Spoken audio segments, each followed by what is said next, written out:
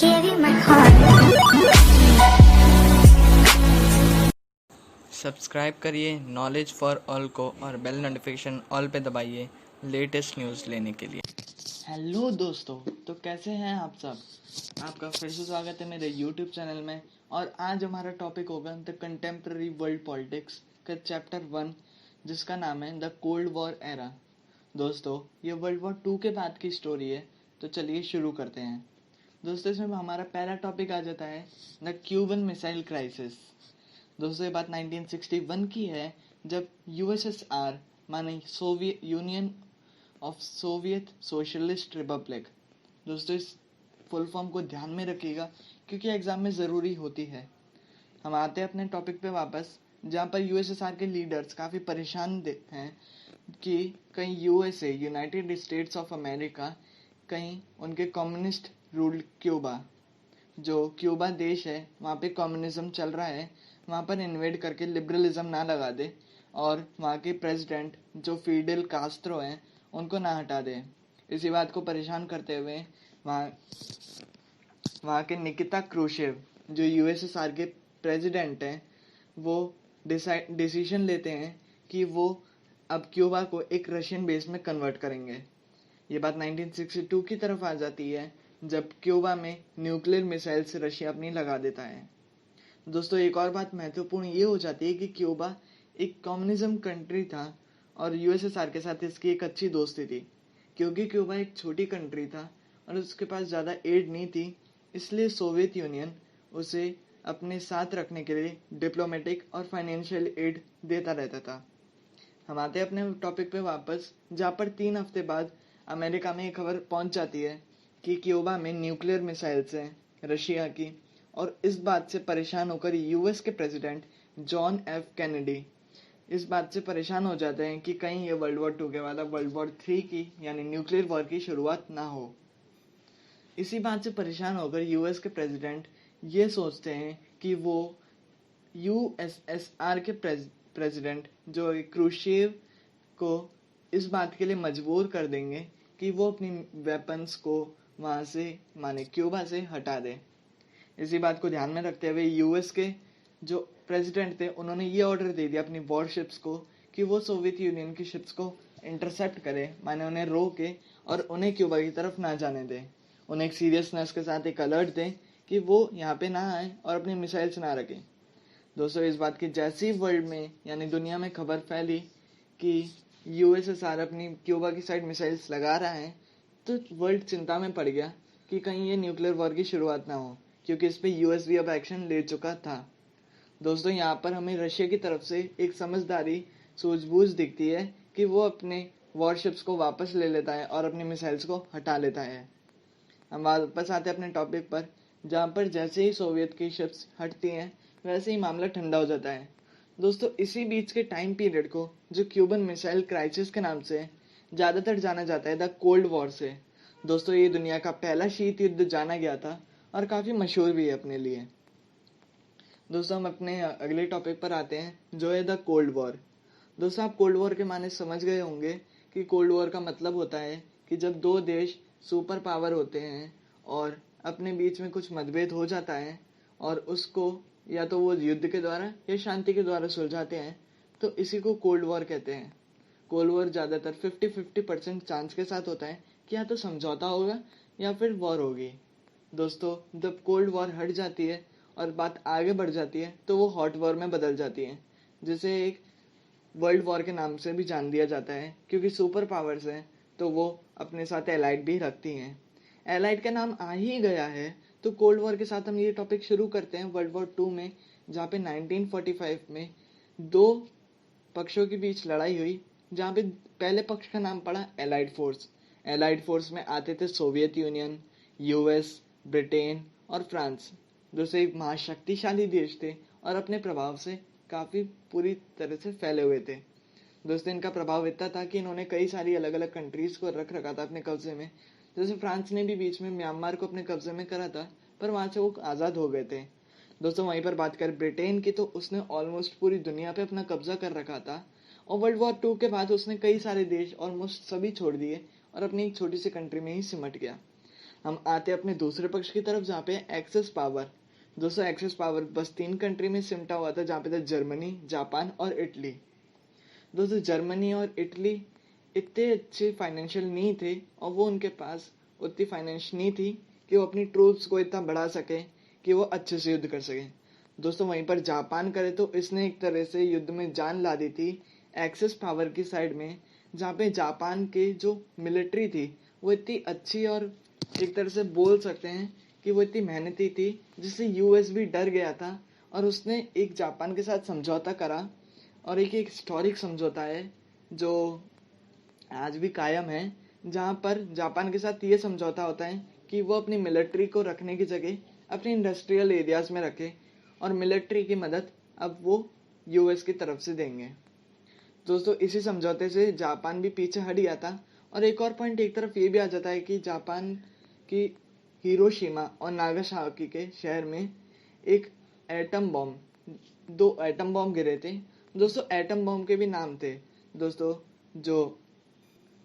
जो हिरोशिमा का बॉम्ब था उसका नाम रखा था फैट लिटिल बॉय, और जो नागासाकी का बॉम्ब था उसका कोड नेम था फैट मैन।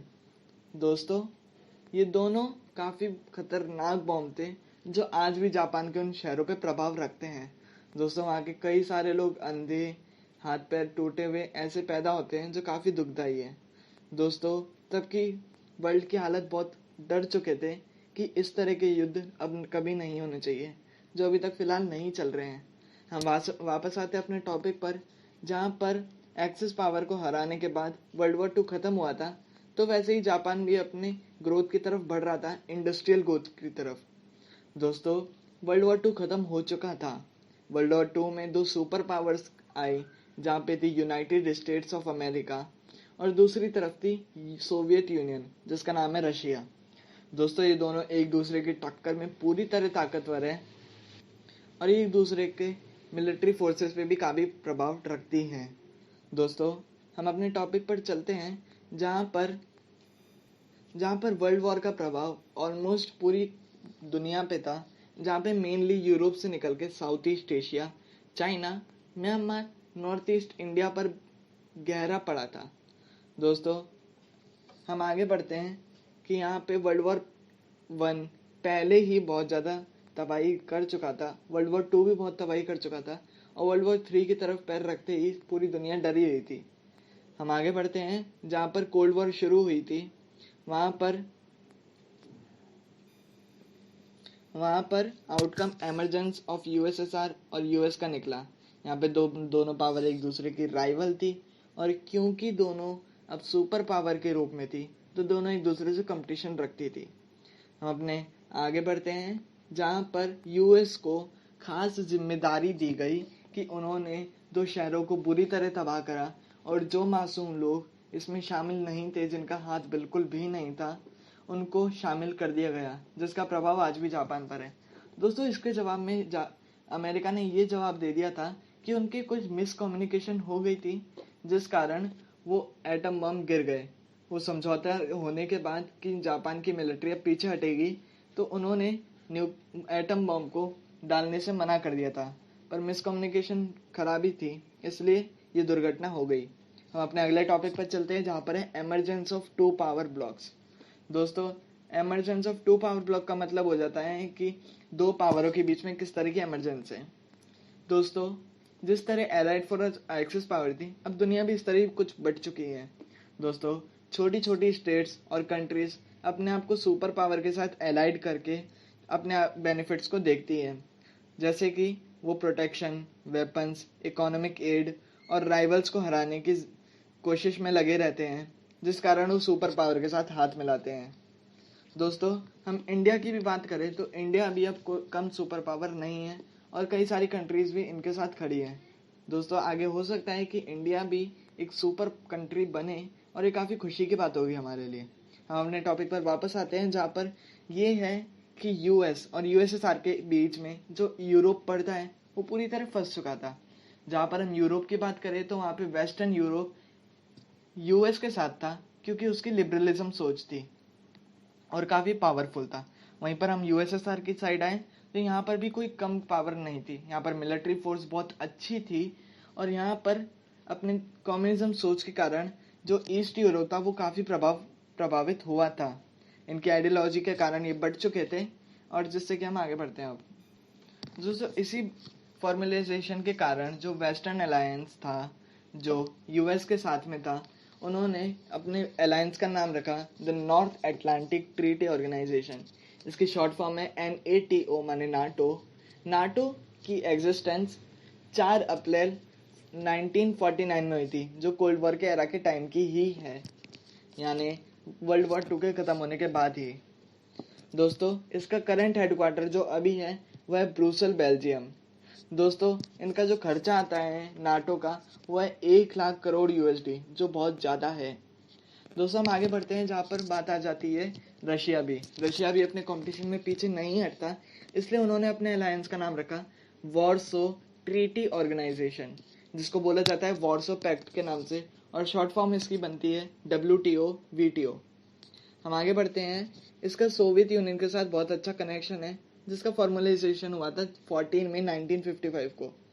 अब हमें पता लग रहा है डेट देख के कि ये नाटो से प्रभावित होकर अपना भी अलायंस बनाया था, जो इसका करंट हेडक्वार्टर मॉस्को, रशिया में है। अब रशिया की बात हो ही रही है, तो रशिया भी अपने इन्फ्लुएंस को शुरू से ही दिख रहा है कि वो अपने इन्फ्लुएंस को बढ़ाना चाहता है। इसी इन्फ्लुएंस को इंश्योर करते हुए वो आधे यूरोप को अपने कब्जे में ले चुका था, अब वो आगे बढ़ रहा था। उनका इन्फ्लुएंस ईस्ट, साउथ ईस्ट और मिडल ईस्ट एशिया में पड़ रहा था। दोस्तों, इसी अलायंस से South East Asian Treaty Organization SEATO का नाम पड़ा, और आगे सेंट्रल ट्रीटी ऑर्गेनाइजेशन माने सेंटो का नाम पड़ा। दोस्तों, दुनिया अब बढ़ चुकी थी 2 भागों में, एक थी USSR माने रशिया की साइड, और एक थी यूनाइटेड स्टेट्स ऑफ अमेरिका की साइड। दोनों ही सुपर पावर है, कई सारी कंट्रीज आगे बढ़ रही हैं, कई सारी कंट्रीज भी अब सुपर पावर बन रही है। चाइना भी अब कोई कम सुपर पावर नहीं है, और इस कारण वर्ल्ड वॉर 3 की भी अब शुरुआत हो सकती थी, जो नहीं हुई है। हम वापस अपने टॉपिक पर आते हैं, जहाँ पर बात कर ली जाती है कि सुपर पावर के साथ एलाइड होने में छोटी कंट्रीज को क्या फ़ायदा होता है। दोस्तों, इसके ऊपर 4 पॉइंट मेनली बनते हैं। जो पहला पॉइंट आ जाता है वो है वाइटल रिसोर्स इनको मिलते हैं। दोस्तों, यूजुअली हमें सुनाई देता है कि ईरान और अमेरिका के बीच में संबंध है, और ये दोनों एक एलाइड है। दोस्तों, इसी एलाइड का फ़ायदा अमेरिका ने ले रखा है कि वो तेल को कम भाव में लेता है, वहीं ईरान को भी कोई अच्छी पावर दे देता है, माने मेडिकल एड या फिर कोई इकोनॉमिक एड दे देता है। हम आगे चलते हैं, जहाँ पर अगला पॉइंट आ जाता है टेरिटरी। दोस्तों, यहाँ पर अपनी दुश्मनों के कारण, अपनी राइवलरी के कारण, अब सुपर पावर ये भी चाहती थी कि वो अपने राइवल्स को अपने इन्फ्लुएंस में रखे। इसी कारण से वो अपने दुश्मनों के देश से सटे हुए देशों को अपने अंदर अपने इन्फ्लुएंस में लेते हैं, और उनके साथ दोस्ती करके अपने बेसिस बनाते हैं, जिससे कि वो अपने राइवलरी कंट्रीज को अपने इन्फ्लुएंस में रख सकें। दोस्तों, इन्फ्लुएंस की बात यहाँ पे आ ही गई है, तो हम ये भी देख लेते हैं कि इन्फ्लुएंस आसानी से नहीं होता। यहाँ पे दूसरी कंट्रीज़ की जानकारी भी चाहिए होती है, और उनकी हर तरह की इन्फॉर्मेशन चाहिए होती है कि उनके पास किस तरह की ताकत है और कितने वेपन्स है। दोस्तों, इसी के साथ थर्ड पॉइंट ये भी बन जाता है कि वो एक दूसरे के ऊपर निगरानी रखना, यानी स्पाई करना चाहते हैं, जासूसी करना चाहते हैं, और हर कंट्री में इस तरह के फैले हुए हैं। हम अगले चौथे पॉइंट की तरफ बढ़ते हैं, जहाँ पे इकोनॉमिक सपोर्ट दिखता है। दोस्तों, यहाँ पे मिलिट्री को इकोनॉमिक सपोर्ट छोटी छोटी कंट्री सुपर पावर को देती है, जिससे कि वो सुपर पावर की कंट्री को आगे बढ़ा सके और अपनी प्रोटेक्शन ले सके। दोस्तों, इसी के साथ ही सिर्फ यही 4 पॉइंट थे जो सुपर पावर के साथ एलाइड होने में छोटी कंट्रीज को मदद करते हैं। दोस्तों, एलाइड की बात होती है तो यहाँ पे लॉयलिटी भी ज़रूरी हो जाती है। दोस्तों, यहाँ पे सुपर पावर को वॉर जीतने के लिए एलाइड भी अच्छा करना होता है। दोस्तों, वर्ल्ड वॉर 2 एक इसका बहुत अच्छा एग्जाम्पल है, जहाँ पे जर्मनी और इटली कम ताकत के साथ एक जापान जैसे अच्छे देश से एलाइड होकर वॉर को 50-50 चांसेस पे रखा था, जहाँ पे जापान अपना बहुत तगड़ा इन्फ्लुएंस दे रहा था, बहुत अच्छा दे रहा था। वहीं पर हम बात करें एलाइड फोर्सेस की, तो यहाँ पर भी कोई कम ताकतें नहीं थी, जहाँ पे ब्रिटेन पूरी दुनिया पे कब्जा रखता था और फ्रांस भी नेपोलियन बोनापार्ट जैसे देशों से था, तो वहीं पर यूएसएसआर और यूएस जैसे सुपर पावर कंट्रीज मिल जाए तो बहुत ज़्यादा ताकत बढ़ जाती है, जिसके कारण वर्ल्ड वॉर 2 एलाइड ही जीती थी। दोस्तों यही एक बहुत अच्छा एग्जाम्पल बन जाता है एलाइड फोर्सेस का। दोस्तों कंट्रीज अब लिबरलाइजेशन और कम्युनलिज्म में बढ़ चुकी थी और इसी तरह से चलता था। दोस्तों कम्युनिज्म में और सोशलिज्म में विश्वास रखते हुए वेस्ट ईस्टर्न यूरोप उनके इन्फ्लुएंस में आया, वहीं वेस्टर्न यूरोप यूएस के लिबरलाइजेशन की सोच के इन्फ्लुएंस में आया। दोस्तों आज की वीडियो यहीं पर ख़त्म होती है। हम इस वीडियो का पार्ट 2 जल्द लाएंगे, एक हफ्ते के अंदर ऑलमोस्ट ले आएंगे, जहाँ पे हमारा अगला पॉइंट होगा the arena of cold war. दोस्तों पार्ट 2 में चैप्टर पूरी तरह ख़त्म हो जाएगा, तो हम आगे बढ़ते हैं। तो कैसी लगी आपको ये वीडियो, लाइक करके और कमेंट करके बताइए। कोई सजेशन देना है कि किस तरह मैं अपने चैनल को इम्प्रूव करूं, तो आप वो भी दे सकते हैं। दोस्तों मैं इसी तरह के कई सारे चैप्टर्स लाता रहूँगा और आगे जाके जैसे ही मेरे 100 से ऊपर सब्सक्राइबर होंगे वैसे ही मैं एक फैक्ट सीरीज भी शुरू कर दूँगा। दोस्तों इसी तरह की नॉलेज बांटने के लिए इस चैनल को सब्सक्राइब करें और लाइक करना ना भूलें। Thank you.